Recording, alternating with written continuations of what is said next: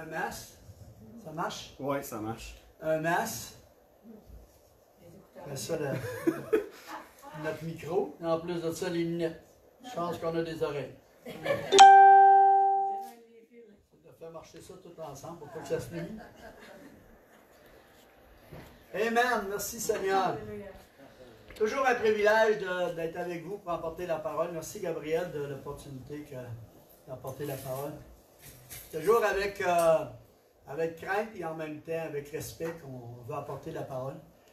Et je priais pour ce que le Seigneur mettait dans mon cœur. Puis un mot qui me venait toujours, c'était rendre grâce ou appréciation ou quelques mots comme ça qui me venaient toujours. Et être reconnaissant. Et je regardais pour d'autres choses, mais c'est ça qui revenait tout le temps. À un moment donné, tu te dis, Seigneur. Et souvent, tu penses à ça, puis tu dis, on a vraiment une Église qui est sous cet aspect-là de la reconnaissance. On ne peut pas nier cet aspect-là. Ça a été une force de l'Église, c'était encore une force de l'Église de toujours être reconnaissant pour l'œuvre que le Seigneur fait.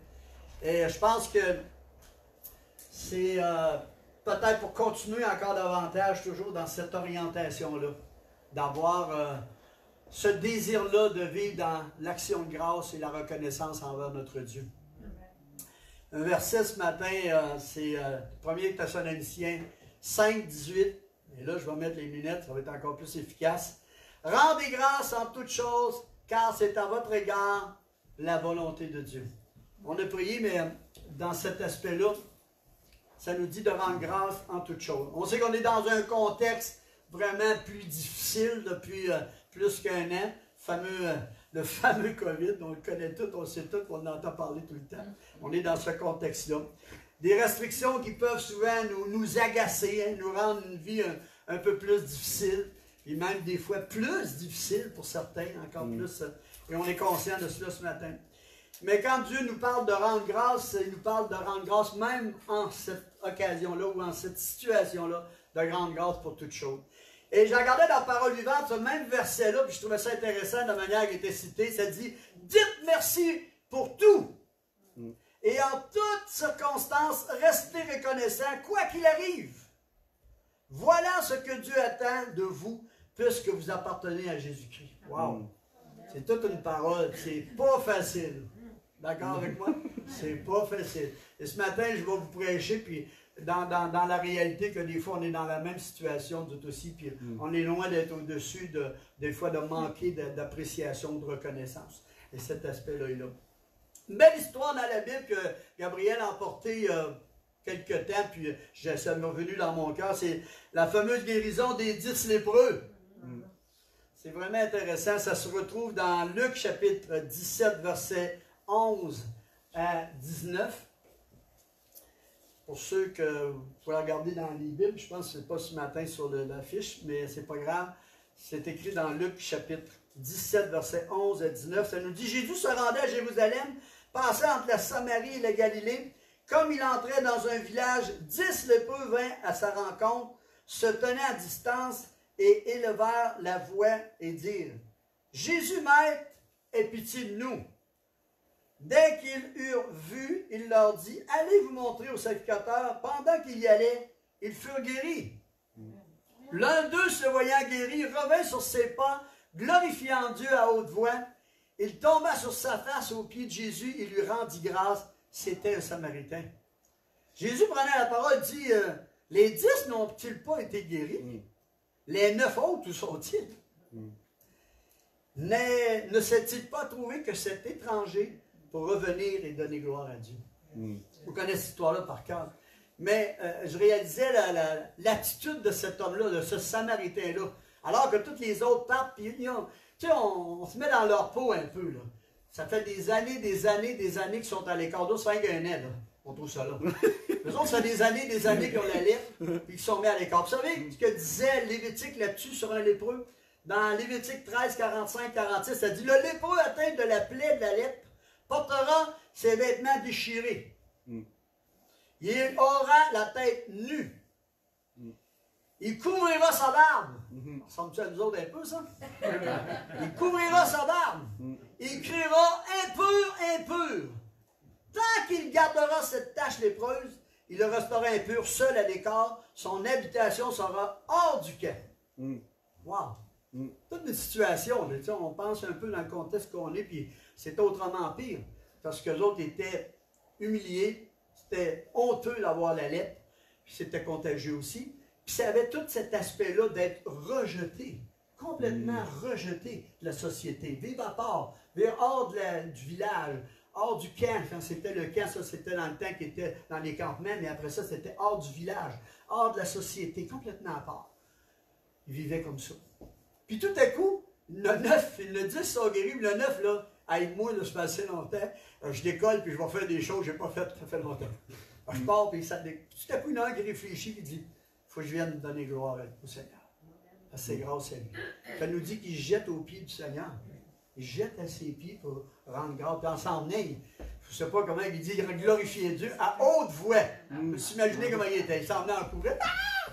Plus de lettres, m'a changé mes guenilles. Hein? On va avoir à cette heure un allure qui a du bon sens. Je vais pouvoir aller voir toute ma famille. Je vais pouvoir. Mais avant, il faut que je vienne dire merci à Dieu. Il faut que je rende grâce à Dieu. Puis, vous savez, la lettre, elle représente le péché. Hein? C'est l'image du péché, la lettre. C'est partout. C'est la pensée, la malédiction dans l'Ancien Testament qui est là. Parce que l'Ancien Testament, c'est la règle de la loi, puis l'incapacité de nous autres de pouvoir exercer la loi, de pouvoir la mettre en pratique, puis en même temps, on désobéit, on pêche. C'est la réalité. Mais sur la Nouvelle Alliance, c'est le règne de la bénédiction. La malédiction est tombée, Jésus l'a portée sur la croix. Maintenant, c'est la bénédiction pour chacun de nous. On a cette réjouissance de savoir qu'on a vaincu le péché. Jésus l'a vaincu, mais nous autres, on rentre dans cette victoire-là. Merci Seigneur. La guérison était possible. Jésus a emporté la guérison des 10 lépreux, puis il nous a raconté l'autre fois dans Matthieu chapitre 8, des lépreux qui se présentent devant lui, puis il est guéri aussi. Fait que la malédiction est plus sur eux, maintenant c'est la bénédiction pour eux autres. Ils peuvent s'en aller partout. C'est la même bénédiction pour nous autres. Quand on pense à la réalité du péché qui était vaincu par Jésus, on a demandé pardon, maintenant on est rendu une nouvelle création, on est libre maintenant. Amen. Moi j'avais 26 ans quand je suis devenu libre, on veut dire quelque chose. J'étais léger en tabarouette. Je me réveillais durant la nuit, puis je louais Dieu. Je louais Dieu parce que j'étais libre. Le péché n'avait plus le pouvoir sur moi, il m'avait accablé, puis il m'avait... cette condamnation qui est sur nous, des fois on ne s'en rend pas compte, mais avant d'être chrétien, tu es triste bien des fois, tu as des idées noires, c'est cette pesanteur-là du péché que tu traînes avec toi tout le temps. Tu traînes avec toi. Tout à coup, Jésus te libère du péché, de la lettre du péché. Tu ne peux pas faire autrement que rendre grâce. Tu ne peux pas faire autrement de rendre grâce. Le Samaritain rend grâce. Vous savez, le mot rendre grâce, je vais prendre une petite gorgée. C'est sec. Le mot rendre grâce, c'est charizomai. C'est en grec. C'est semblable à ça. Mais ce que ça signifie, c'est merveilleux. Être reconnaissant envers Jésus dans son cas, le remercier, lui donner des louanges. Lui témoigner sa joie d'être guéri. Sa joie d'être libre. Plus de honte, plus de culpabilité, plus de rejet, plus être mis à part. Être sans valeur. Parce que les lépreux étaient sans valeur. Sans valeur. C'est exactement ce qu'on était avant de connaître Christ.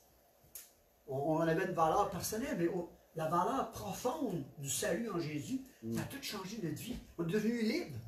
Libre du péché de son pouvoir. Rappelez le vieux chant qu'on chantait. Libre du péché de son pouvoir. Il y a un pouvoir de contrôle sur nous, tout à coup, on est libéré de ça. On se sent léger. Et d'être en valeur aux yeux, être sans valeur aux yeux du monde comme eux autres, c'était cette réalité-là. Mais un seul revient, merci. On va dire merci au Seigneur. Merci qu'on n'est pas comme ça. Chacun de nous, on est reconnaissant du salut merveilleux. Et ce matin, c'est une prédication tellement simple, je vais juste faire ressortir des pourquoi qu'on peut être reconnaissant envers Dieu. C'est tout simple que ça. Je pensais premièrement envers Dieu pour son amour. Son amour inconditionnel. Savez-vous, Dieu vous aime inconditionnellement. Ça veut dire quoi ça? Il a prouvé son amour envers nous alors qu'on était des pécheurs. On était des pécheurs, excusez le mot, là, on était des crottés. C'est ça qu'on était. On n'était pas beau à voir. On cachait nos affaires, toutes nos imperfections, on les cachait. Devant le monde, on voulait bien paraître. Mais on était tenu captif par ça. Tout à coup, mon gars, tu reçois l'amour inconditionnel de Dieu. Tu sais que Dieu t'aime. C'est par la grâce que tu es sauvé. C'est pas par moyen, hein, par la foi. C'est pas par les œuvres, afin que personne ne se glorifie. Fait que chacun de nous, ce matin, on a eu cette faveur de Dieu, cette grâce-là, son amour inconditionnel, puis il faut rester dedans. Excusez-moi, là. Je vous répète ça, il faut rester dedans, cet amour inconditionnel-là. Parce que c'est facile, comme croyant, de ne plus rester dans cet amour inconditionnel-là. Là, tu dis, ben, il faut, je mérite l'amour de Dieu. Si je ne fais pas ça, je ne fais pas ça, là, je dis, même moi, là. Si je... Non, non. Il t'a aimé alors que il a prouvé qu'il t'aimait alors que tu étais pécheur. Il t'aime encore plus dans cette valeur-là que tu as. Puis il a assez de puissance pour te transformer. Il a assez de capacité pour le faire. Merci Seigneur pour cela. Cette reconnaissance-là, parce qu'il nous aime, pour ce salut merveilleux, gratuit en Jésus-Christ, par la foi. Et c'est son amour, hein? 1 Jean 1,6 va dire « Et nous avons connu l'amour de Dieu, que Dieu a eu pour nous, et nous y avons cru. » Dieu est amour. Celui qui demeure dans l'amour demeure en Dieu, et Dieu demeure en lui. Voyez-vous l'importance de cet amour inconditionnel-là? Il dit « Si tu demeures dans l'amour, lui il demeure. » Cet amour demeure toujours là. Si tu t'éloignes de l'amour, cet amour-là est toujours là. Mais toi, tu t'éloignes de cette demeure de l'amour de Dieu. On a tellement besoin de l'amour de Dieu. C'est la base, parce qu'il est amour. C'est son essence. Je reviens. C'est pas par nos œuvres qu'on reçoit ça. On reçoit ça par son amour. Dieu le Père a tellement aimé le monde qu'il était prêt à donner son Fils. Le Fils a tellement aimé le Père qu'il a obéi au Père, puis il était prêt à mourir pour le monde. Puis le Saint-Esprit qui était donné, puis ça c'est mon deuxième T, c'est sa bonté. Sa bonté envers nous qu'on doit, je veux élever. La reconnaissance de sa bonté. Il nous a donné son Saint-Esprit. Gabriel a prêché une couple de messages sur le Saint-Esprit. C'était tellement bon. La richesse du Saint-Esprit. Il nous l'a donné. Il vit en nous. Le Saint-Esprit vit en nous. Regardez-vous ça.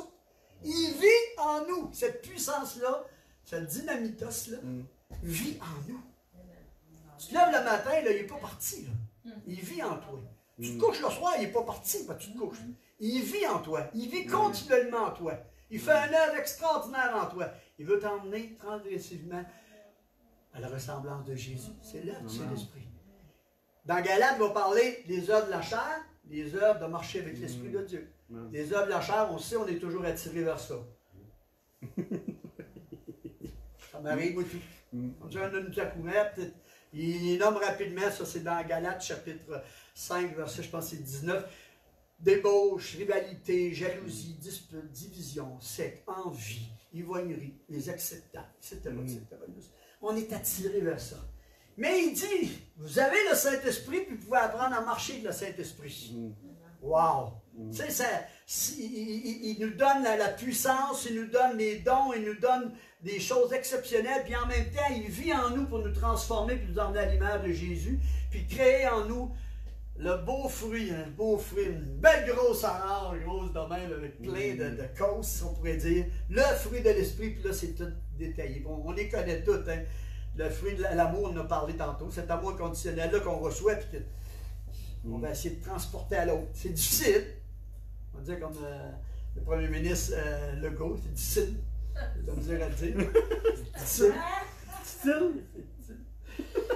Mais ce fruit de l'esprit-là, il vit en nous. Il est là en nous, puis il veut le produire en nous. Si on marche tranquillement avec cette coopération avec l'esprit en nous, il va dégager de nous les œuvres de la chair pour installer le fruit de l'esprit. C'est son œuvre au Saint-Esprit. Puis je remercie le Saint-Esprit qui est là. Parce que quand tu fais quelque chose qui a manqué dans ce domaine-là, tout à coup, le Saint-Esprit te parle. Hein, tu dis un mot assez sec à ta femme, puis tout à coup, tu t'aperçois que le Saint-Esprit te parle. Pas trop beau. Tu te dis là, toi, non? Là, ça me parle en dedans. Là, tu as le choix de garder la pensée de l'œuvre de la chair. C'est moi qui ai raison, c'est comme ça. C'est moi qui ai raison. Ou bon nom de laisser marcher l'Esprit de Dieu à toi. Tu dis, ouais, mais là, il faut que je fasse un pas, puis je m'excuse. Je demande pardon pour ça. J'aurais pas dû dire ça, j'aurais pas dû faire ça. Et tous ces fruits de l'Esprit-là se produisent tranquillement. La joie, je l'ai parlé tantôt, la joie du Saint-Esprit. Il est notre force. C'est ça qui nous garde. La paix qui surpasse toute incompréhension, qui garde nos cœurs, nos pensées. On est bouleversés. Dans ce temps-là, on est pas mal bouleversés par toutes sortes de choses, des craintes, des affaires qui arrivent, tout ça. La paix de Dieu qui surpasse toute compréhension, qui garde nos cœurs, nos pensées dans Jésus. En Jésus, cette réalité-là. Sa patience. On en prend-tu de la patience dans ce temps ici? Êtes-vous d'accord avec moi? Colin, ça prend de la patience. On s'attend à quelque chose, puis tout à coup, ça recule, puis on revient. On est béni en région, Seigneur, mais on regarde l'ensemble des chrétiens à travers le monde, et on apprend cette patience-là du Saint-Esprit pour être tolérant, garder cet aspect-là, dans la tolérance.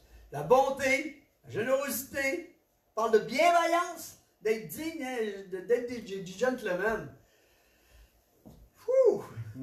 Regardez d'être des gentlemen.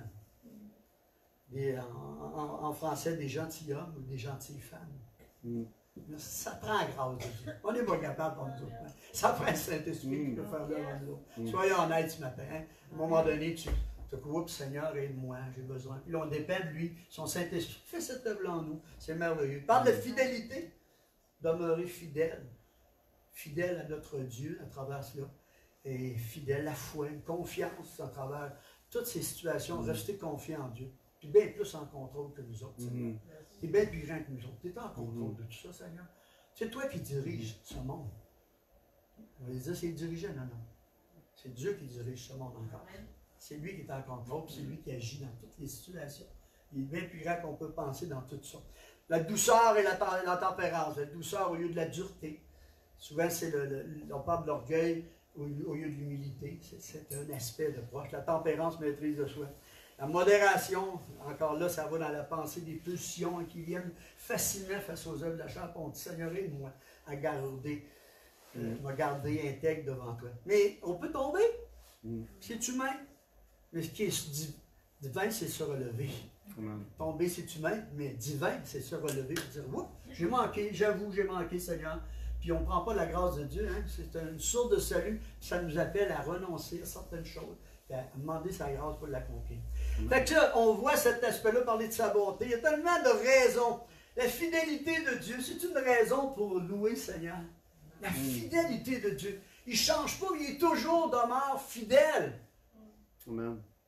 Toujours fidèle. Il y a un beau verset dans le psaume 89, verset 1, il dit, je veux chanter. Ça, c'est, je ne me rappelle pas, je n'ai pas regardé si c'était David qui l'a écrit ce psaume-là. Et je veux chanter à jamais les bontés de l'Éternel et proclamer d'âge en âge sa fidélité. Moi, ça fait juste à peu près 40 quelques années que j'ai donné ma vie au Seigneur. Et on va vous dire, en toutes les époques des temps, on a eu des situations, toujours de transformation, des choses. Mais ce que je remarque le plus, c'est toujours sa fidélité. Alors tu penses que tout à coup, paf, il manifeste sa fidélité au moment où tu t'en attendais. On va vous raconter une petite anecdote qui vient rapidement en prêchant, on pensait. On était en République, puis on pensait à construire une église. Quand on s'en irait, il y aurait une église sur place. Puis moi, là, je fais mes calculs rapidement. Oh, 3000 $, on bâtit l'église là-bas. Pas cher, hein? Pas cher. Ça coûte 3 millions, ça. Fait calculer les matériaux, et voir tout fait ça en gros. Mais comment je m'étais trompé. C'est pas gros, 3000 $. Alors on commence à construire les lits. Tout ça, pasteur Gérard, j'ai dit, prends-moi 3000 $, on est correct. On est correct. Fait qu'ils disent, on va faire une collecte, on va ramasser des fonds spécialement pour ça, parce qu'on était en mission, puis il y avait les fonds de la mission normale, mais là c'était un fonds additionnel pour construire l'église. Il m'appelle, il dit, Jean-Marie, on a ramassé 5200 $. On va en avoir 20 trop. Il n'y en a pas 20 trop. À la fin de la construction, 5200 $. Aïe, aïe, aïe. C'est ça. 5200 $. Toi, tu savais. Moi, je ne savais pas. Les matériaux, il y avait des matériaux qui venaient de l'Amérique, des États-Unis, puis ces matériaux-là, ils avaient monté, les coûts avaient monté, puis là, après ça, les frais. Finalement, ça a été ça. Cette fidélité-là qui se manifeste continuellement dans nos vies. Et il y a tellement, le psaume 37 que David a écrit, lui c'est David qui l'a écrit, le psaume 37, il dit, David avait une confiance en Dieu, en sa fidélité, j'ai écrit. Le verset 3, il dit, confie-toi en l'Éternel et pratique le bien. Et le pays pour demeure et la fidélité pour pâture. ça qu'on y repense comme il faut. Confie-toi à l'Éternel, pratique le bien et le pays pour demeure. Ça veut dire que tu peux aller pour réaliser que tu peux vraiment habiter partout. Tu sais, tu peux vraiment, le but comme croyant, d'avoir un impact partout ce qu'on est, dans tout ce pays-là, cette dimension-là que Dieu donnait à David. Puis il dit, aie pour pâture la fidélité. Nourris-toi, autrement dit, la fidélité de Dieu. Si on se nourrit de la fidélité de Dieu dans nos vies, combien ça va être facile d'être reconnaissant. Parce que tu es toujours en train de te rappeler sa fidélité qui a accompli tel endroit dans ta vie. Fait que là, tu te dis, Seigneur, tellement facile d'être reconnaissant dans ce temps-là. Parce que tu te rappelles. Tu te rappelles les souvenirs. Tu nourris de sa fidélité. Ça fait partie de toi. Tu es plein de reconnaissance. Et il continuera au verset 4. Fais de l'Éternel tes délices, il te donnera sur ton cœur. On aime ces versets-là. Hein? On fait, tu as des désirs dans ton cœur. Hein? On voit notre frère Gabriel avoir des désirs dans son cœur pour des projets, des choses de même. Il fait de l'Éternel, Dieu va répondre à cet aspect-là. Merci Seigneur pour cela. Recommande ton sort à l'Éternel, mets à lui ta confiance et il agira. Amen. Dieu, c'est merveilleux d'être pour être fidèle à Dieu. Mais je veux vous parler d'être reconnaissant pour vous autres ce matin, pour l'Église. L'Église universelle, l'Église de Dieu à travers le monde entier. Vous savez, Dieu, il a dit, Gabriel donnait le beau verset, je bâtirai mon Église. Et les portes du séjour des morts. morts. Les portes du séjour des morts ne prévaudront point contre elle. Je bâtirai mon Église. C'est pas nous autres, comme Gabriel disait, c'est tellement vrai. Je bâtirai mon Église. Dieu bâtit son Église. Puis même à travers la COVID, ça n'arrête pas. Je lisais un article sur l'Iran. Alors que c'est ça bordasse dans ces pays-là, hein, l'Iran, l'Irak, tous ces pays-là, bien, les mosquées se vident parce que les gens commencent à devenir chrétiens de plus en plus. Des petites églises, des petits groupes un peu partout, des petits groupes. Puis là, ils s'aperçoivent, les mosquées sont moins pleines. Qu'est-ce qui se passe? Tout est fait en cachette, en silence. Et l'Église d'Irak est après grandir. Dans le temps de la COVID. Alors tout le monde va peut-être gagner. Dieu agit puis fait un œuvre avec toi. Là. Merci Seigneur, c'est cet aspect-là. Son Église, c'est pas notre Église, comme Gabriel disait si bien, c'est son Église. Merci Seigneur. Soyons reconnaissants pour tous les ministères que Dieu a placés à travers son Église, les apôtres, les prophètes, les docteurs, les enseignants, les pasteurs, puis les évangélistes. Tous ces ministères-là qu'il a donnés à l'Église, qui nous dit Éphésiens. Nous, on a un pasteur qui a un cœur tellement de bien faire, d'accomplir. Rendre grâce au Seigneur pour Gabriel et son époux.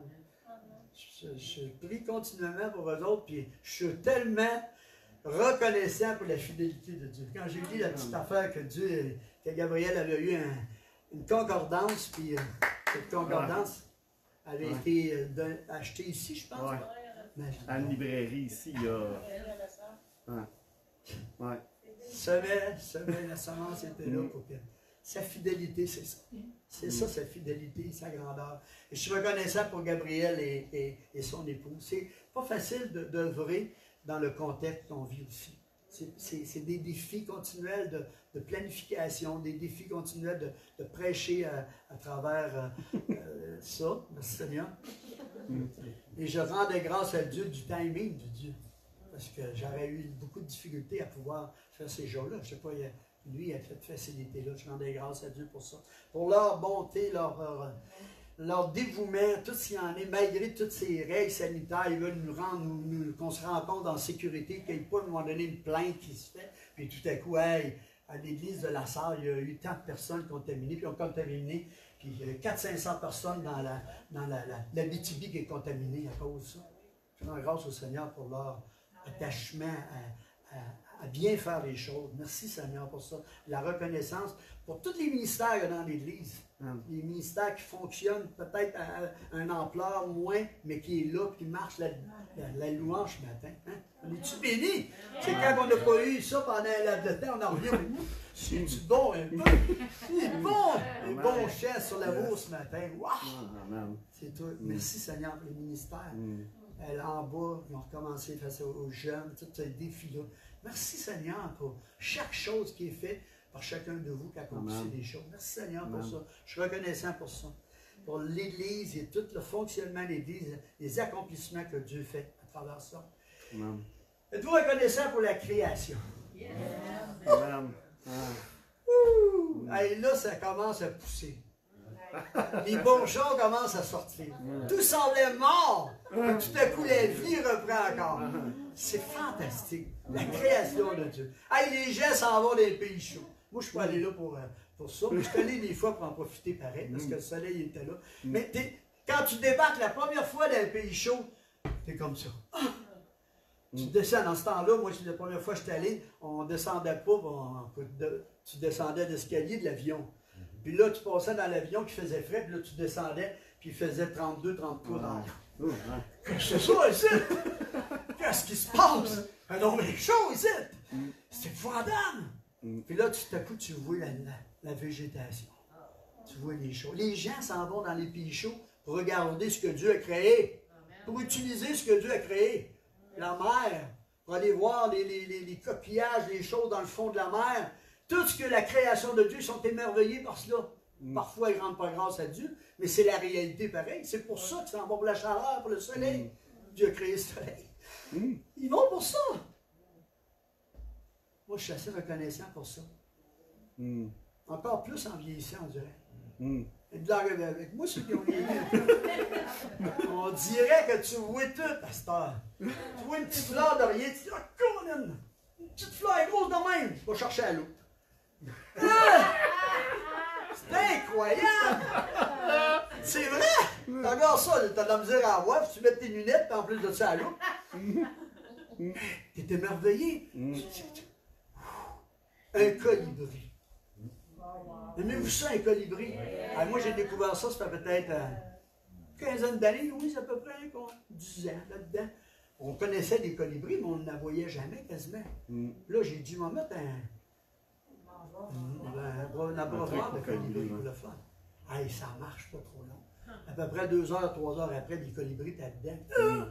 C'est fonctionnant. Si vous avez des fleurs, là, et vous voulez avoir des colibris, mettez-vous ça. Si vous avez des fleurs autour de vous autres, pas long, dans la même journée, vous allez voir des colibris. À partir du mois de mai, les colibris vont être en train de boire à votre chose. Mettez-les dans une place, vous allez pouvoir voir. C'est merveilleux. Cette petite bébête-là, moi. Hey, savez-vous ça que ça donne une transmission, ça, les colibris? Ça avance d'avant, puis ça va du reculon. C'est un oiseau qui va du reculon. Une transmission. Recule, on t'écolle. Incroyable! Non, mon riz, mais c'est vrai, c'est incroyable. Hey, ça roule, ça peut rouler jusqu'à 90 km. Tu pensais, toi? 200 battements d'ailes à la seconde, ça peut aller jusqu'à ça. Entre 5 et 200. Entre 56 et 97 km/h. Merveille, là. C'est affaire de même. Incroyable. Un coup, on était au camping, tout à coup, j'entends boum! C'est ça. Puis j'ai dit, Louise, je suis pas mal certain qu'il y a un oiseau-mouche qui est allé frapper la roulotte à côté. Fait que je m'en vais là. Oui, un beau petit oiseau-mouche à terre. Je dis, là, Louise, viens voir ça. Oh, si c'est beau. Tout à coup, il décolle. J'ai eu le temps de le voir, de le prendre dans mes mains. Extraordinaire. Extraordinaire. La création de Dieu, pour nous émerveiller. Vous savez, c'est quand tu lis dans Hébreux, chapitre 11, c'est une des premières choses que Dieu parle avant les héros de la foi. Par la foi qu'on Dieu, que Dieu est le créateur. Et Dieu veut se révéler à chaque être humain à travers sa création. C'est le premier but de la création. Nous donner vie, nous autres. C'est extraordinaire, la création de Dieu. Hey, la création de Dieu, un homme, une femme, une relation sexuelle, un spermatozoïde qui s'en va voir l'ovule, puis ils font un clin d'œil, clic, là. Puis ça, une fécondité, puis là, tout à coup, il y a un enfant qui commence à se former ici, un embryon qui commence à se former. L'amour, la vie a pris forme, puis ça te bâtit tout. C'est une merveille. Sort un beau bébé comme ça. Extraordinaire. Dans l'espace d'un mois, la femme, avec son sein, fait vivre ça. C'est quoi de plus extraordinaire? C'est la création de Dieu, ce que Dieu a créé. On est merveillé par ça. Il faut être tout le temps merveillé. Rends grâce à Dieu pour ça. Sa création qui nous attire à lui à travers ça. Merci Seigneur. Dans toutes les dimensions, terre, en 6 jours, il a créé cette création-là. création. La terre était informe et vide, probablement devenue informe et vide, on peut voir. Puis tout à coup, il a recréé cette création, comme on la voit présentement. Merci Seigneur pour cette création-là qui nous épargne. Je veux remercier ce matin pour notre pays. C'est extraordinaire qu'on est au Canada. Rendez grâce pour le. Moi, je rends grâce pour le pays. On n'est pas dans la guerre continuellement, dans la crainte continuellement, de sortir dehors, puis d'entendre des bombes à tous les jours, boum, boum, boum, puis les enfants qui sont élevés là-dedans. On est dans un pays de paix. Merci Seigneur pour ce pays de paix-là qu'on a. Merci pour la province qu'on a. Merci pour la région qu'on a. On rend grâce à Dieu parce qu'on est privilégié, vraiment privilégié d'avoir un pays comme ça.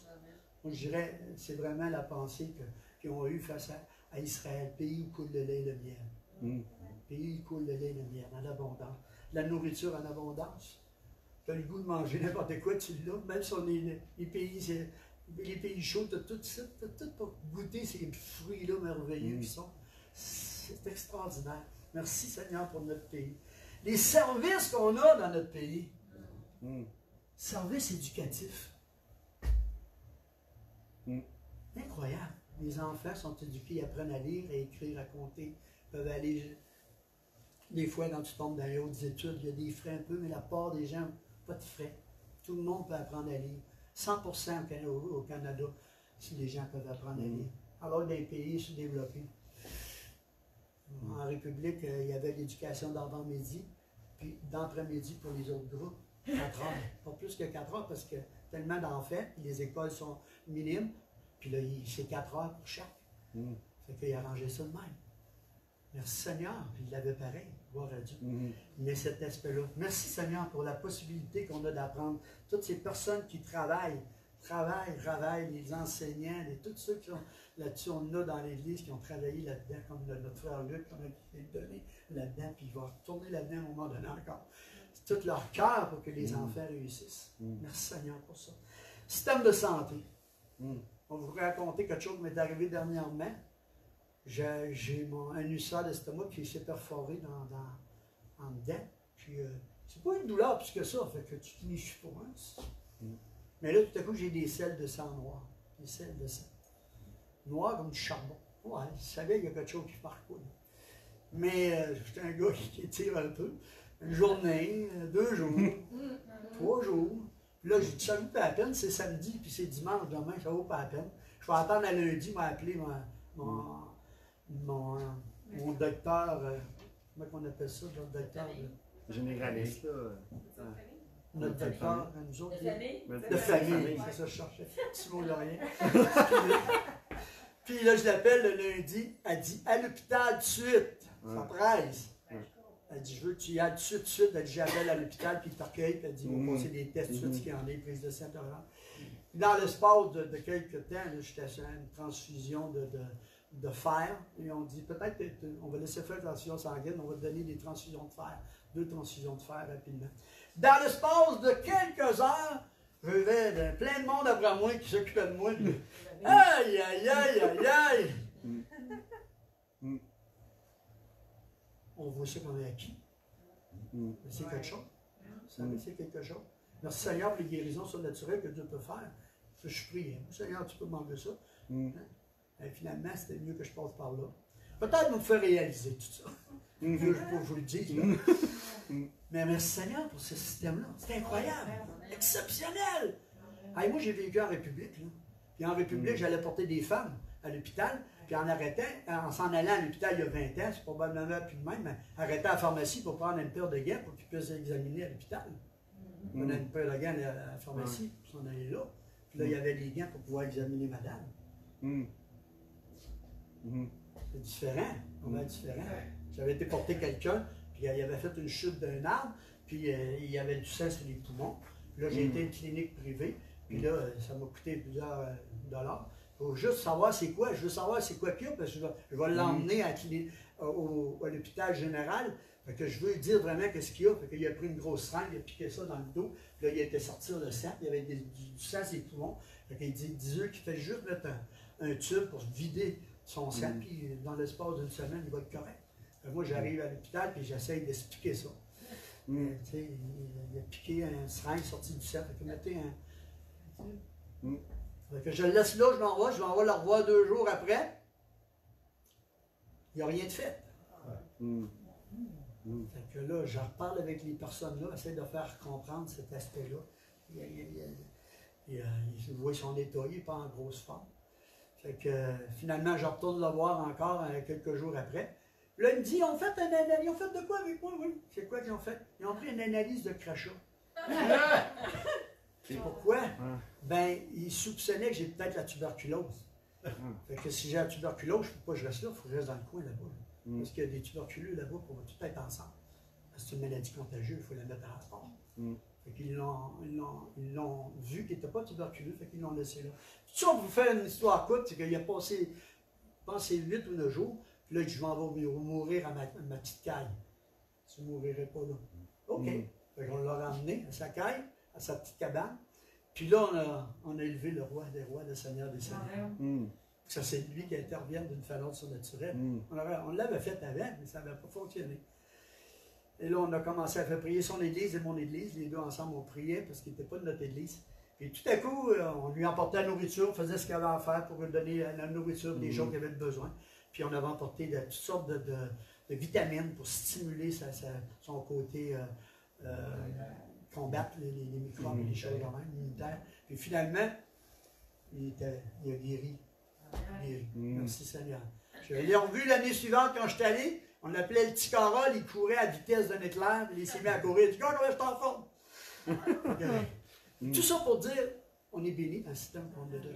Lui, il était haïtien, puis dans le pays dominicain. Fait que le contact est moins positif. Je ne te dis pas que toutes les choses ne sont pas bonnes là-bas. Ça a probablement changé. C'est probablement beaucoup mieux ici. Fait que rendons grâce pour cet aspect-là. Pour tout ce qu'on a dans cet aspect-là. Rendons grâce pour nos autorités, frères et sœurs. Gouvernement fédéral, provincial, nos autorités. Rendons grâce pour la manière qu'ils essayent de gérer ça. C'est quelque chose. Ils n'ont jamais eu de ça, ici. Ils n'ont jamais eu ce COVID-là. C'est difficile, pas facile. Vous savez, ils essayent de faire de quoi pour protéger des vies. Ils essayent d'en faire pour ne pas être trop exigeant non plus. Puis de toute façon, tu fasses n'importe quoi. Tout le monde critique pareil. Critique sur un bord, l'autre critique sur l'autre. Mais ils essayent de faire de leur mieux. Je ne dis pas que tout ce qu'ils font, c'est parfait. Il n'y a rien de parfait. Mais ils essayent de leur mieux de faire cela. Rendons grâce pour eux autres. Rendons grâce pour nos mères. N'oubliez pas ça. C'est épouvantable la pression qu'ils ont à ce temps, les mères. Vous avez écouté tranquillement. Il y en a qui donnent le démission. La minute qu'il y a une nouvelle direction à prendre dans la ville ou dans le village, ben, les gens sont mécontents, puis les réseaux sociaux les blasent, puis sont obligés de donner leur démission. Ils ont de la difficulté à le faire, de faire leur service normal qu'ils faisaient. Il y a beaucoup de marques de démission. Rendons grâce pour ces hommes-là qui osent travailler pour améliorer leur village. Soyons reconnaissants pour ça, cet aspect-là. Je sais que vous l'êtes, mais pas oublier de l'être encore plus, puis de prier pour eux autres. Prier pour eux autres. C'est ça que la Bible nous parle, de prier pour les gens. Dans 1 Timothée 2, 1 à 4, il dit « J'exhorte donc avant toute chose. » Tantôt, c'était « En toute chose. » Soyez avec des actions de grâce. Là, il dit « J'exhorte donc avant toute chose à faire des prières, des supplications, des requêtes, avec des actions de grâce pour tous les hommes, les rois et tous ceux qui sont élevés en dignité, afin que nous menions une vie paisible et tranquille en toute piété et honnêteté. » Wow. Prions. Prions, même supplions. Seigneur, mets ta main sur ces dirigeants-là. C'est pas facile. Encourage-les, aide-les. Qu'ils se découragent pas. Qu'ils continuent à persévérer. Aide-les, Seigneur. Puis là, il continue au verset 3. Car cela est bon et agréable devant Dieu, notre Sauveur. C'est bon et agréable qu'on s'est là pour dire aide-les, Seigneur. On dit aide-les là-dedans, encourage-les, fortifie-les. C'est bon et agréable au Seigneur quand on agit comme ça. Qu'on est reconnaissant pour eux autres. C'est ça que la Bible nous dit devant Dieu. Pourquoi? Parce qu'il veut que tous les hommes soient sauvés et qu'ils parviennent à la connaissance du Seigneur. Amen. Il veut se servir de ces personnes-là pour qu'on ait une forme de liberté, pour qu'on puisse partager. Pensez-vous que la COVID nous empêche de partager? Non, non. Ça n'empêche pas. Différemment. Peut-être pas avec la même facilité, mais il n'empêche pas du tout.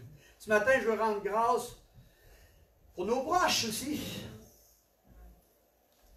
Rendre grâce pour nos proches parce qu'à travers le confinement, on s'est rapprochés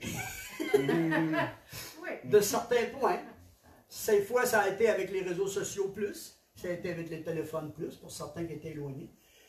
Mais je pensais au verset un matin, je lisais, puis là, je pensais au prochain, le mot prochain. Puis là, je suis allé lire le texte du docteur de la loi qui pose à Jésus, « Maître, que dois-je faire en vérité de la vie éternelle? » On voit ça dans Luc chapitre 10, versets 25 à 29, pour ceux qui prennent des notes. « Si je peux faire pour la vérité la vie éternelle, oh Dieu! » Là, il demande ça à Jésus, puis Jésus dit, « Que dit la loi? » Qu'est-ce qu'elle dit, cette loi-là? Et là, il dit, tu aimeras le Seigneur ton Dieu de tout ton cœur, de toute ton âme, de toutes tes forces, et ton prochain comme toi-même. Là, lui, il dit, voulant s'excuser ou savoir, voulant vraiment sonder le Seigneur encore plus. Mais c'est qui mon prochain? Et vous savez qu'il a donné la parabole. Samaritain. C'était son prochain pour un moment, parce qu'il passait là, il avait besoin d'aide, puis c'était pas. Mais je pensais au mot prochain. La définition du mot prochain, c'est celui qui est proche de toi. Dans le COVID, c'est qui était proche de moi le plus? C'est ma femme. Aime ton prochain comme toi-même. Aime ta femme comme toi-même. Donne tout ce que tu aimerais recevoir, donner à ta femme. Des paroles gentillesse, dis à ta femme en masse. Aime ta femme comme toi-même. Ton mari, pareil. Il fait les poubelles. C'est où? Il a fait les poubelles. Yes! Tes enfants, tu as su dans des enfants. Les proches. Dieu nous a ramené quelque chose. Là. Je réalisais que Dieu nous a ramené à la priorité. Ta femme, tes enfants. Priorité. C'est prioritaire. Pour un homme, priorité pour une femme, son mari, sa femme, ses enfants. Priorité, ta famille. Il nous a ramené à une réalité. Aime ton prochain comme toi-même. Aime tes proches comme toi-même. Aime ça. Elle a besoin de ça. Lui a besoin de ça. Des fois, on a mis ça de côté un peu parce qu'on vit tellement avec de l'action, de tout ce qu'il y en est, qu'on oublie cet aspect-là. C'est comme si Dieu a ramené le monde entier à cette réalité-là du prochain qui est au-dessus de toi. Tu dois l'aimer comme toi-même. C'est une réalité prochaine. Celui qui est prêt, mais on est limité, il n'y a pas autant de contacts. C'est vrai. Mais Dieu, comment on croit que Dieu fait des miracles? J'achève rapidement. Il fait des miracles. Hein? Il est tout le temps en train de prendre des miracles. Moi, je n'en reviens pas. Quand tu veux te lever et voir les miracles de Dieu, tu en vois tout le temps. Tu vois tout le temps les miracles de Dieu. C'est effrayant. On était dans le confinement, un événement, que Dieu emmène les gens, ben, des fois, parce que tu ne les vois pas, tu les vois moins. Fait qu'on était dans le confinement. La première tempête qu'il y a eu, là, je ne sais pas si vous vous rappelez, la tempête d'hiver qu'il y a eu, toutes nos points de vue au début de l'hiver, grosse tempête qu'il y a eu un dimanche soir. Danny était venue chez nous, elle avait le droit encore de se voir par les proches de la famille. Danny était chez nous, puis là, j'ai dit à Danny, si tu veux te retourner chez vous, c'est mieux de partir, parce que c'est pas beau partout. Puis là, Danny, il a oui, j'y vais tout de suite, puis il part. Puis, parce qu'il voulait se retourner chez eux. Finalement, quelques instants après, ça cogne à la porte. Je pensais que c'était Danny qui était revenu. Ça faisait peut-être 3-4 minutes, peut-être qu'il fait trop pas assez beau, puis il revient. C'est un jeune homme qui rentre, puis il dit, excusez de vous déranger dans le contexte, mais il dit, j'ai pris le champ juste en face de chez vous. Mon auto, mon camion est dans le champ. Je dis, pas de problème, rentre. Puis là, il voulait appeler son grand-père pour qu'il puisse venir l'aider. Fait que je prends une chaise, je le mets à la porte, je le mets il y avait une petite table pas loin, fait qu'il était proche de la petite table. Fait que là, on commence à jaser un petit peu, puis là, il parle comment c'était arrivé. Puis, finalement, Louise, elle était dans la cuisine, elle s'en vient, puis elle voit, ah! Elle dit, pauvre toi, t'as l'air d'un gars en prison. Assis là, t'as l'air d'un gars dans ton coin en prison. Tout ça a déclenché le témoignage. Il dit, je suis allé en prison. Puis il dit, je suis sorti de là, puis je ne vais plus jamais retourner là. Il n'y a rien d'agréable là-dedans. Là, on a commencé à parler de l'espoir, que Jésus pouvait l'aider dans sa vie, dans tout ce qu'il avait. Cette grâce-là nous était donnée. Fait que Louise a dit, t'as-tu faim? Ben, il était 6 heures dépassé. Il a fait un petit lunch rapide, puis il a mangé, puis là, ça a pris peut-être 1 heure. On mangeait ensemble, puis partageait ensemble. Fait que Dieu a agi là-dedans. Le lendemain, son auto est resté de là. Il est parti, puis son grand-père est venu chercher. Le lendemain, il revient pour chercher son auto avec la crainte, puis elle rentre dans la maison. Plein de reconnaissance. merci pour le repas que vous m'avez donné, merci pour ce que vous avez fait. Un jeune homme plein de reconnaissance. Il n'en revenait pas. C'est un jeune à peu près de 20 quelques années. Plein de reconnaissance. Mon cœur était touché par sa reconnaissance. Il aurait pu repartir et c'est fini. Passe en rentre et monte cet aspect-là. On a cette chance-là, pareil, parce que Dieu n'est pas limité à le confinement. Du tout. Tu vas à l'hôpital, comme quand je suis allé à l'hôpital, je parlais de ça. En face de moi, il y avait une jeune fille qui était là. Cette jeune fille-là, puis probablement, j'ai pensé une fausse couche, mais pas sûr, probablement c'est ça. Puis sa mère est arrivée, puis elle a commencé à jaser avec moi, puis elle venait de l'extérieur, ça revenait par ici, parce qu'elle était ici dans le temps. Elle dit, ma fille, elle reste à Palmarol. Hein? Moi tout, je reste à Palmarol. Elle dit, elle reste dans le rang, là, tu vis au village, là. C'est mon rang! Imaginez-vous. Moi, je m'en vais à l'hôpital, puis elle est là. Elle rentre, cette jeune fille-là, puis elle est dans ma chambre, et puis en face de moi. Quel hasard, hein? Dieu est fidèle. Dieu est fidèle. Et partageait avec elle comment Dieu avait sauvé, changé ma vie, comment il a fait des miracles avec ça. Et c'est tout le temps comme ça avec Dieu. C'est tout le temps avec ça. Dieu est fidèle, puis il fait des choses exceptionnelles. Je vais terminer rapidement. Et la reconnaissance nous aide, puis pour nous aider à avoir la reconnaissance, ce qui est intéressant, c'est Paul nous enseigne la pensée du contentement. D'être content. Il a appris à vivre dans différentes situations pour être content dans cette situation-là. Et je vais couper court parce que le temps passe. 2 Corinthiens, je vais lire un verset que Paul donne sur cette situation. Et je trouve ça intéressant. Dans 2 Corinthiens, chapitre 4, versets 8 et 9, il dit, je donnerais un petit thème, 2 mots pour ces textes-là, ça serait « mais oui ». Mais oui. Paul dit, « Nous sommes pressés de toute manière, mais non réduits à l'impuissance. » Mais oui, c'est vrai, on est pressés. C'est pas facile, mais on n'est pas réduit à l'extrémité. Dans la détresse, mais non dans le désespoir. Il y a un mais oui. Le mais oui positif à la fin de ce qu'il vit. C'est incroyable. Persécuté, mais non abandonné. C'est vrai, on est persécuté, mais on n'est pas abandonné de Dieu. Le Seigneur est avec nous autres tout le temps. Il est toujours là. Abattu, oui, mais non perdu. Il y a un mais qui emmène du positif, même dans la situation qui est négative. Mais oui. Portant toujours en nous, dans notre corps, la mort de Jésus, afin que la vie de Jésus vivait des temps difficiles, portant le sacrifice de Jésus, mais la vie de Jésus régnait en lui. C'était des mais oui positifs. Parfois, Dieu, on a des mais oui, parfois, des fois, c'est négatif. Ça va-tu bien? Oui, mais... J'ai mal aux genoux. C'est pas que c'est mal de dire ça. C'est normal qu'on dise ça. Mais on est des fois sur des mais oui plus négatifs que sur le mais oui. Ça va aller mieux? Oui, ça va aller mieux. Merci Seigneur, par la grâce de Dieu.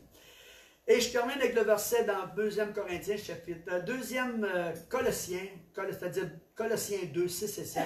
Ainsi comme vous avez reçu le Seigneur Jésus, marchez en lui, étant enraciné, fondé en lui, affermi par la foi d'après les instructions qui vous ont été données, et abondé en action de grâce. C'est une conclusion rapide avec ce verset-là. Ainsi, comme vous avez reçu le Seigneur Jésus, marchez en lui. Comment on a reçu Jésus? On en a parlé tantôt. À un moment donné, on s'est tourné vers lui, on a reconnu qu'on était un pécheur. On a dit, viens dans ma vie.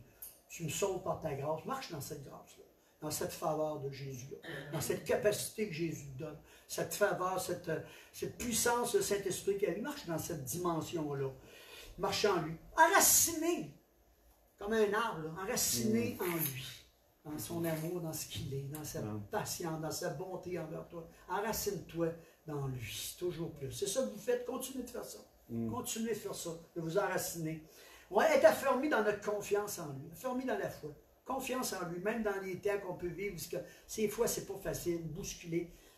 Confiance en toi, Seigneur. Confiance que tu vas faire des choses là-dedans. Puis, je vais te rendre grâce pareil. M'abonder là-dedans. Ça, c'est le défi le plus grand qu'on peut avoir dans tout ce matin. D'abonder en action de grâce. Vous savez, le mot abonder, c'est quelque chose. Hein? Contenir en plus grande quantité. Quand tu abondes. Produire cela continuellement. Allez dans cette attitude et ne pas se relâcher.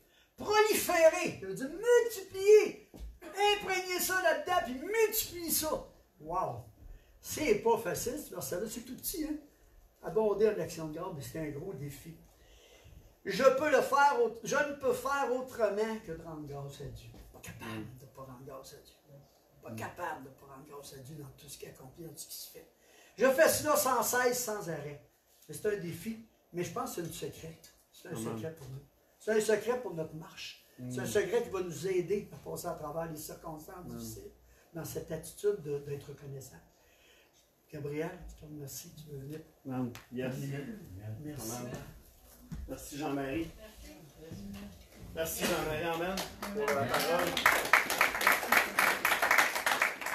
Moi, quand je pense à être reconnaissant, je pense à ma souffleuse. Amen. Tu sais, j'étais arrivé ici, j'avais une belle souffleuse. Elle marchait. Pas besoin de. À chaque fois, je pense ma souffleuse. Mon tracteur à gazon. Je suis tout bien équipé, tu sais. Je ferais quoi? Je ferais quoi sans ça? Les petites choses, amen. Amen. Les petites choses. On se lève le matin. On prend un bon café. On a un petit café. Les petites choses. Hein, les petites choses. Le gaz a descendu, avez-vous vu? Merci Seigneur, le gaz a descendu. Là, tu vas prendre tes galons et tu vas aller mettre du gaz dedans. Avant que ça monte. Tu sais, toutes ces petites affaires-là, amen. Puis on peut être reconnaissant pour Jean-Marie aussi, pour le travail. Merci Jean-Marie d'avoir posé les fondations dans cette église, puis qu'on peut bâtir, qu'on peut Merci pour la continuité. grandir. Amen. La continuité. Amen. Puis merci pour l'œuvre et le travail que tu as fait. Est-ce qu'on peut. J'ai juste à cœur une chose. J'aimerais ça qu'on puisse prier pour Louise et Jean-Marie ce matin. Amen. Il y a des défis de santé qu'ils ont vécu dernièrement, mais il y a le défi aussi tu sais, le défi de la retraite qui est là. Je sais qu'on l'a déjà fait, mais je veux être reconnaissant. Puis je pense que c'est important d'être reconnaissant ce matin. Amen. On l'a fait prêcher. On est reconnaissant encore une fois, qu'il y ait cette passion, ce goût-là de pouvoir le faire et partager avec nous ce que Dieu dépose sur son cœur, mais juste à cœur qu'on puisse les élever ce matin. Amen. Jean-Marie et Louise, puis que Dieu vraiment, dans cette saison de leur vie, puisse se révéler. Amen. Que ce soit des Caleb, des Josué, avec un E. Des Caleb avec un E pour Louise.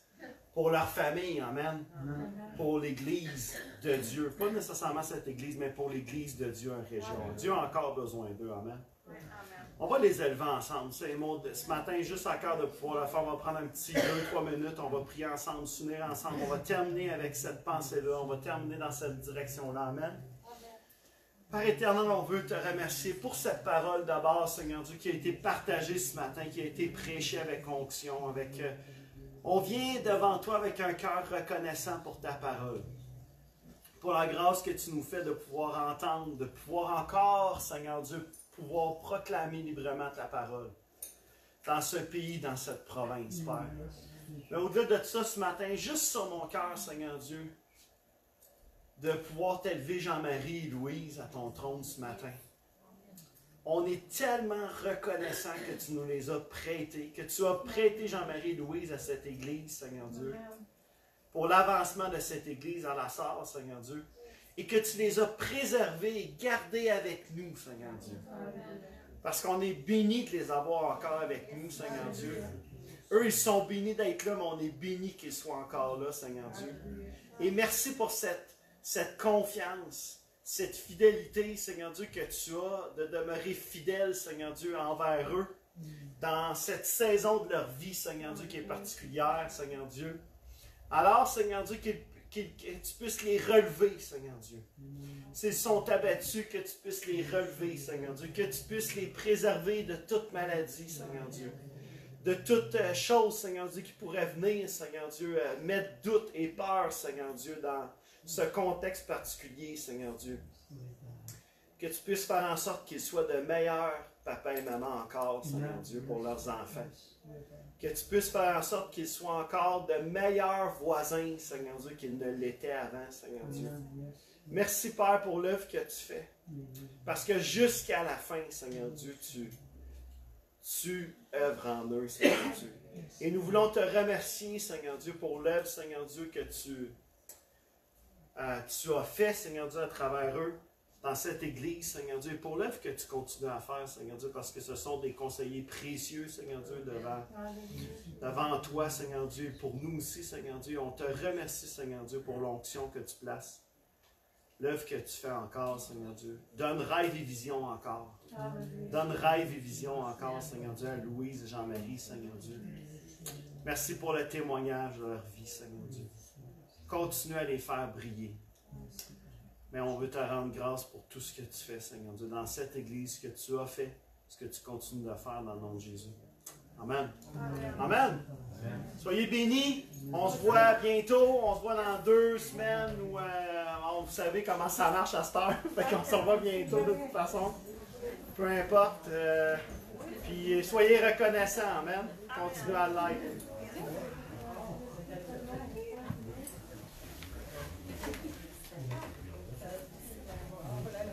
On va l'appeler,